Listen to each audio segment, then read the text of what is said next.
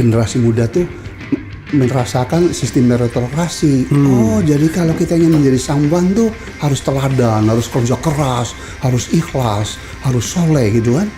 Nah, sehingga kalau sekarang, iya kan sekolah aja nggak bener gitu ya, umur dipaksakan harus nggak memenuhi jadi wapres. Can you imagine gitu, Rafi?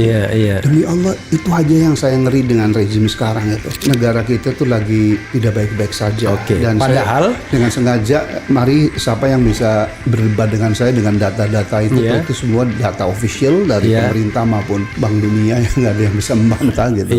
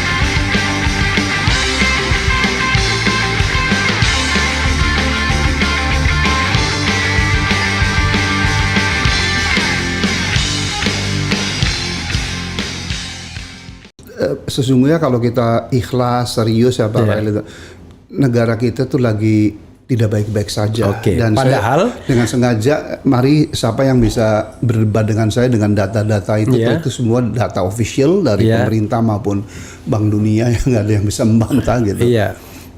Padahal kita memenuhi segala syarat untuk menjadi negara makmur. Jadi kita tuh, Refli, kalau saya boleh share ya, dan para pemirsa, sambil minum Prof, nggak apa-apa Prof, santai-santai aja. Mungkin bangsa yang sangat disayang Allah itu. Karena kita satu-satunya negara yang punya 3 potensi pembangunan yang lengkap. Pertama adalah dari segi jumlah penduduk. Kita kan terbesar keempat, hampir 280 juta ya. Ada bonus demografi lagi. Artinya kan itu potensi market domestik kan itu yang besar. Yang kedua adalah kita resource rich country. Berapa penduduk kita ya, Pak? Sekarang 278,4 juta. 278,4 juta. Itu dimana kalau dengan utang pemerintah aja, setiap bayi diwarisi 30 juta. Hanya utang pemerintah itu, belum BUMN, belum kewajiban. Publikasi dari Kementerian Keuangan bulan lalu ngerikan di Kompas bahwa untuk cicilan bunganya aja, ya kan tahun ini nih, 2023 kita bayar 470 triliun, bayangin guys.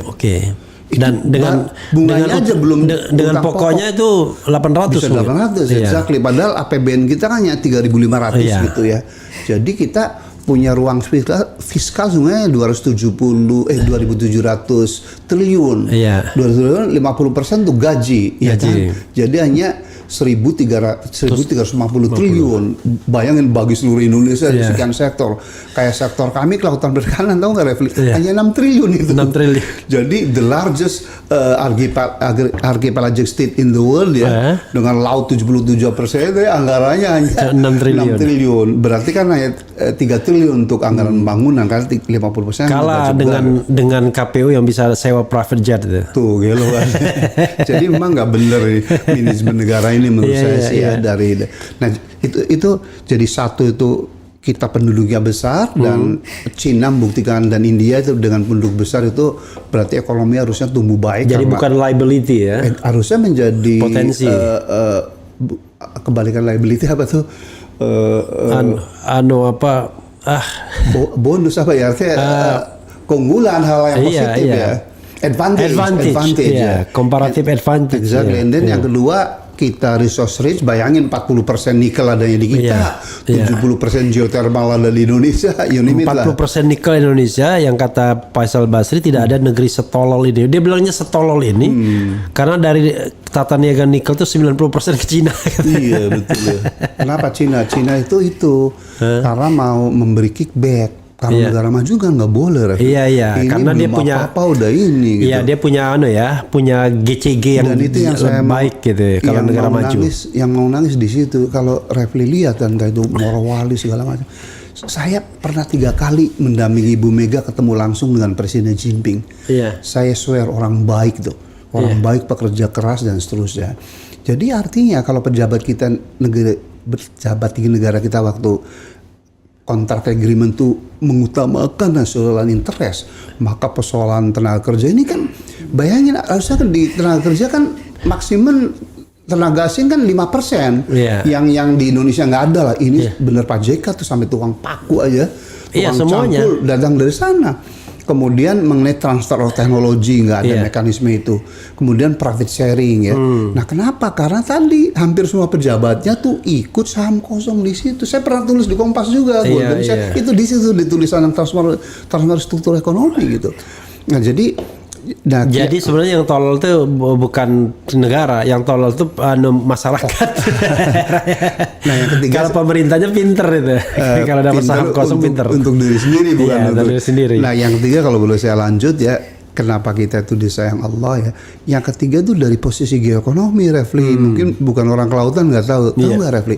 40% dari seluruh barang, produk ya, komoditas yang diperdagangkan seluruh dunia 40% tuh melalui laut Indonesia, Refli. Melalui ya? Laut Indonesia gitu. Oh berarti Selat Malaka itu sangat strategis. Busy. Saya lagi-lagi pernah nulis di Kompas itu setiap hari minimal 200 kapal itu.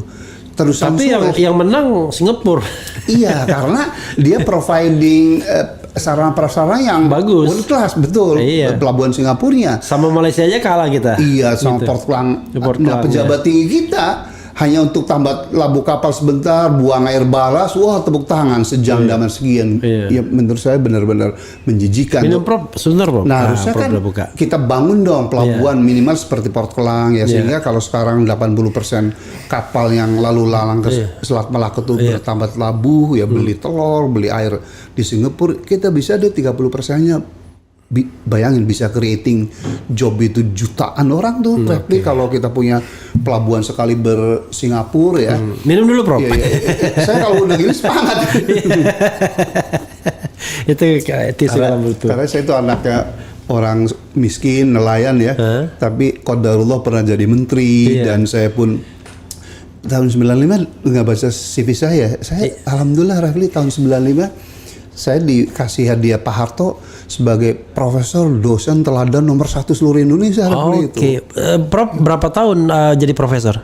Saya sejak 2003 Refli itu. Umur berapa ya? Udah lama. Saya one of the youngest professor lah. Kalau saya mau sebenarnya umur 36 udah ini. Jadi qadarullah Refli waktu saya dosen tuh dosen terlaris seluruh Indonesia. Iya. Freeport saya yang mendesain soal tailing disposalnya, Newmont yang submarine tailing disposal di Selat Malaka yang menentukan itu. Bahkan AMDAL 7 hektar tuh saya ketua timnya untuk supaya harusnya 100.000 hektar saja. Nah jadi makanya tadi sebenarnya passion saya itu guru besar gitu dan qadarullah sejak saya SD, SMP, SMA 2 Cirebon, IPB saya lulus terbaik terus sampai di Kanada. Makanya salah satu ya atau mungkin yang utama kebahagiaan dunia saya waktu saya diangkat jadi menteri zaman Gus Dur, Bu Mega tuh saya kan waktu itu pure dosen bukan dari politik. Itu aja Refli bahwa generasi muda tuh merasakan sistem meritokrasi. Oh jadi kalau kita ingin menjadi someone tuh harus teladan, harus kerja keras, harus ikhlas, harus soleh gitu kan. Nah sehingga kalau sekarang iya kan sekolah aja nggak bener gitu ya, umur dipaksakan harus nggak memenuhi jadi wapres. Can you imagine itu Rafi? Demi Allah itu aja yang saya ngeri dengan rezim sekarang itu. Kalau orang-orang yang tidak berkapasitas, kita orang masih punya orang semacam Gita Wirjawan, Dino Pati Jalal gitu. Kalau soal ini tanding-tandingan memimpin negara gitu ya Allah Robbi itu aja gitu mau dimanakan. Padahal negara kita itu negara yang jadikan rebutan oleh kapitalisme, oleh musuh-musuh negara gitu. Geopolitik harus kita kuasai, bagaimana memanage manufacturing gitu. Jadi sangat kompleks ya. Tapi Prof ya, di Indonesia ini program sebaik apapun itu nggak akan jalan kalau korupsi. Exactly ya. Jadi kalau misalnya kita bikin program baik, ya kan? Katakanlah ada satu orang yang ingin mendesain baik, tapi baru satu level di bawahnya udah dibajak, nggak akan pernah jalan. Karena sistem nggak dibangun. Ya. Saya kan tahu juga ya, saya kan pernah fitnah itu, tapi kan orang tahu lah saya spesial punya makan uang dan mungkin saya the cleanest minister lah, silakan orang qadarullah ya, saya di dalam pun di ini ya. Itu kan bagian dari musuh-musuh negara Indonesia yang nggak ingin orang capable ya, orang yang relatif ikhlas macam kita itu diberi amanah kan. Cuman saya korupsi itu intinya kemunafikan, Refli. Kalau saya renungi ya, di pencegahannya dan di penindakannya. Kalau di pencegahannya, Refli, mohon maaf ya, harusnya kita lakukan 3 hal secara paralel. Pertama adalah stop kemunafikan, yaitu gaji presiden, menteri itu terlalu rendah, terlalu munafik ya. Karena bayangkan menteri hanya 25 juta, presiden 15 juta, kalah sama komisaris BUMN yang staff dia. Yes, exactly. Saya punya misalnya katakanlah Pratikno tuh, dia punya staff khusus tuh di Pertamina udah hampir 10 tahun tuh. Betul. Itu gajinya plus tantiem kalau dia prorata per bulan itu lebih dari 1 miliar. Betul. Jadi kan nggak masuk akal. Masa menterinya cuma puluhan juta? Tahu nggak jawabannya? Karena kemunafikan tadi. I know, jadi subsidi silang. Jadi makanya demi Tuhan saya berharap ya, harusnya yang dibereskan situ dulu, dan tapi bukan hanya peningkatan gaji, Refli. Yang kedua adalah reward and punishment-nya. Kalau gajinya udah tinggi, benar-benar ada orang korupsi dan korupsinya itu bukan karena politisasi ya, benar-benar melakukan korupsi, itu harus dihukum seberat-beratnya gitu. Yang ketiga tentunya teladan dari atas. Saya sangat terkesan tuh waktu 6 bulan sebelum hari H pemilihan presiden di Amerika antara Joe Biden lawan Donald Trump. Kan anaknya Joe Biden sakit tuh, Refli. Kanker, masuk rumah sakit ya. Cuman mau dioperasi, mohon maaf, itu di CNN itu udah public domain lah. Nggak ada uang si Biden tuh. Dia mau jual rumah. Nah, kata si Obama, Joe nggak usah jual rumah, aku pinjemin saja. Kata Obama, bro, buat kita orang negara yang mau maju harusnya, si Joe Biden kan 35 tahun loh jadi anggota DPR, jadi senator, pernah jadi wakil presiden, tapi hidupnya sedang-sedang aja, kayak Hatta. Jadi mau saya, kalau negara ini mau maju tuh ke depannya, kalau orang yang jadi presiden, ingin jadi menteri, jadi gubernur, ya harus dengan siap seluruh keluarganya hidupnya sedang-sedang aja, Refli. Nah, kalau mau kaya raya, monggo di entrepreneurship, di swasta. Jangan jadi pejabat publik. Kalau Anda jadi pejabat publik tambah kaya, Anda nggak kerja berarti. Nah, itulah salah. Tapi sekarang orang efeknya begitu, kalau pengusaha jadi pejabat publik itu untuk meningkatkan saham perusahaan dia. Nah, itu kan nggak benar ya. Itu yang harus diakhiri. Jadi sekali lagi, karena kita tuh potensi tuh harusnya we have every reason tuh, Indonesia tuh punya segala alasan untuk maju dan makmur ya. Kenapa kita belum maju makmur, bahkan makin sakit karena tadi pemimpinnya tuh majoritinya itu pembohong lah, tidak punya kapabilitas lah, dan tidak ngukur baju gitu ya. 1% orang kaya Indonesia itu total kaya 1% nih, sama dengan 50% kekayaan negara Indonesia ini. 50% kekayaan negara. Iya, kekayaan. Jadi hanya 1% orang terkaya di Indonesia itu. 50% kekayaan negara Indonesia. Total kekayaannya sama dengan 50% kekayaan Indonesia. Kan berapa angkanya itu? Sekali. Itu angkanya yang ada data pastinya gini. 4 orang terkaya di Indonesia, ya kan, kekayaannya sama dengan 40% penduduk Indonesia itu. Iya, itu ada data itu ya. Jadi dan dilihat dari koefisien Gini pun kita masih 0,4 sekian kan. Padahal kalau adil kan harus di bawah 0,3. Iya. Itu nah karena kesenjangan yang demikian lebar, kemudian pertumbuhannya pun rendah, harusnya minimal 7%, hanya 5%. Kemudian sifat pertumbuhannya pun nggak berkualitas, maka kemiskinan menjadi masif, Refli. Kalau menurut BPS tahun 2023 data terakhir ya, yang miskin kita kan katanya sudah 9,4% saja, atau sekitar 26,5 juta orang, Refli. Tapi garis kemiskinannya setelah saya lihat, rendah sekali. Jadi garis kemiskinan versi BPS kan hanya 580.000 per orang per bulan. Kalau Refli dan para pemirsa podcast yang baik ini lihat definisi garis kemiskinan, adalah sejumlah uang yang cukup bagi seorang Indonesia untuk membeli 5 kebutuhan dasar, Refli, itu ya. Pangan, sandang, rumah, kesehatan dan pendidikan. Ini untuk makannya sebulan. Saya tanya kalau ngajar di Uncen lah, di Syakwala lah, di seluruh Indonesia, saya tanya kalian cukup nggak sekali makan 3.500? Hampir nggak ada yang bilang, atau semua nggak ada yang bilang nggak cukup, Pak Rohmin gitu. Katakanlah cukup, berarti sehari kan 3 kali makan, 10.500, katakanlah 10.000 lah. Berarti sebulan perlu 300.000. Oh, kalau gitu untuk 4 kebutuhan dasar lainnya, itu sandang, rumah, kesehatan dan pendidikan, hanya 280.000, which is tidak cukup gitu ya. Jadi kalau yang realistis dan tidak munafik itu garis kemiskinannya yang didefine oleh Bank Dunia, Refli. Oke, berapa? $3,2 per orang per hari. Oke, itu kalau pakai standar itu berapa persen orang miskin Indonesia? Itu 38%, yaitu 112 juta. Dan itu waktu saya hampir setahun di Cirebon Indramayu, saya rasakan tuh betapa kemiskinan tuh yang benar itu adalah standar Bank Dunia, bukan standar BPS itu. Iya. Kalau BPS berapa dolar? Hanya $1,25. Dan itu berapa persen kalau BPS? 9,4. Jauh Jadi sekali. jauh memang. Iya. Jadi ini menurut saya berdosa besar nih teman-teman BPS atau siapapun yang melaporkan presiden ya. Karena apa? Karena kalau presiden itu diberi laporan bahwa kemiskinan Pak Presiden tinggal 9,4% lagi, pasti respons beliau lain kalau dikatakan sesungguhnya yang miskin masih 38%. Exactly itu. Ini jolim nih yang melaporkan, hanya cari muka. Emang presiden nggak paham? Ya harusnya paham. Harusnya sih. 2017 saya pernah bersama Kiai Said Agil Siroja, kan dulu penasihat PBNU juga ya. Diundang Pak Presiden tuh, Refli, September 2017. Bahwa Presiden, karena ini kan katanya podcast tahun Partai Dengaling-aling kan. Itu true story itu. September 2017, right? Dan alhamdulillah Pak Presiden didampingi oleh sahabat saya, Bapak Profesor Pratikno itu. Mensesnek. Pratikno itu siapa? Mensesnek. Dan beliau memberi jalan karena merah ke saya.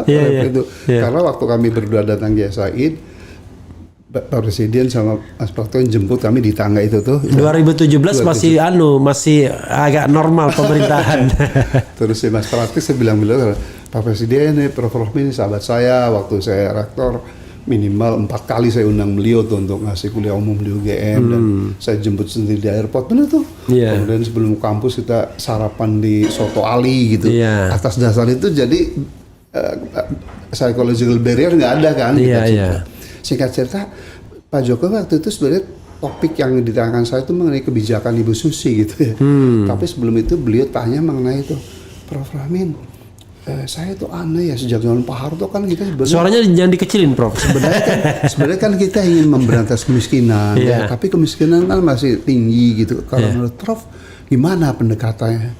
Saya jawabannya seperti kayak Nabi menaik sahabat tuh. Bapak Presiden lebih tahu, mungkin cuman menurut hemat hijau saya, mungkin pendekatannya harus dibalik Pak Presiden. Maksudnya dibalik, kita harus sepakat dulu apa yang dimaksud dengan orang miskin gitu. Lalu saya cerita mengenai garis kemiskinan itu, antara garis kemiskinannya versi BPS dibandingkan versi Bank Dunia gitu. Nah jadi Pak Presiden, kalau kita sepakat garis kemiskinan Bank Dunia, berarti kan setiap orang tuh harus spending gitu ya, minimal $96, Refli.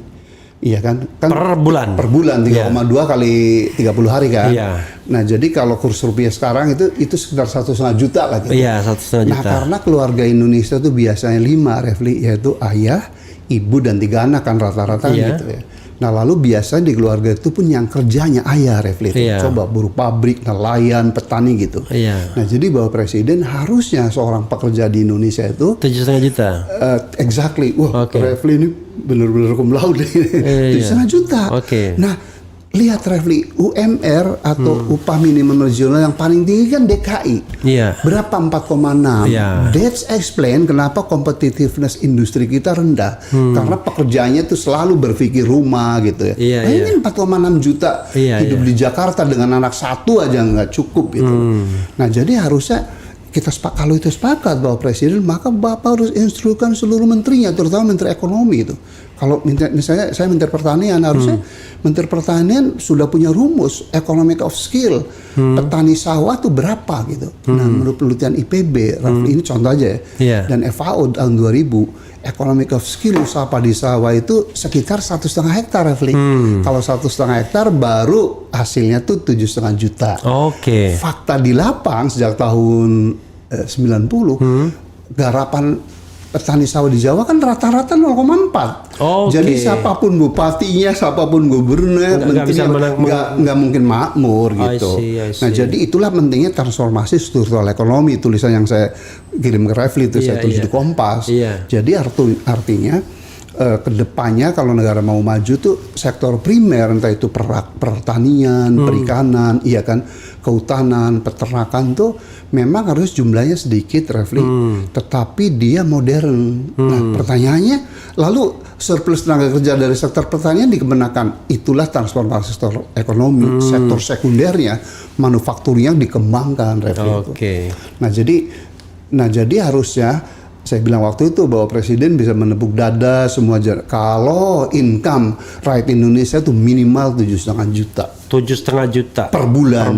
Ya. Kalau pendapatan per kapita berapa berarti itu? Pendapatan per kapita ya dikalikan 12 saja ya. 12. Iya. Tapi pendapatan per kapita sekarang kita kan hanya 4.900, Refli. Jadi itu kita masih masuk dalam negara berpendapatan menengah menengah lewat sedikit. Menengah lewat sedikit aja. Nah, kriteria Bank Dunia maupun IMF suatu negara bangsa dikatakan maju makmur kalau pendapatan per kapitanya minimal 13.800. Can you imagine, kita baru 4.900. Syarat minimumnya 13.800. Jadi tahun lalu saya iseng-iseng ya, bukan iseng-iseng, jalan sama anak-anak ke salah satunya Austria kan. Namanya uangnya uang Indonesia ya kan. Dapatnya dari yang begini-begini lagi kan. Kok mahal sekali apa-apa ya kan.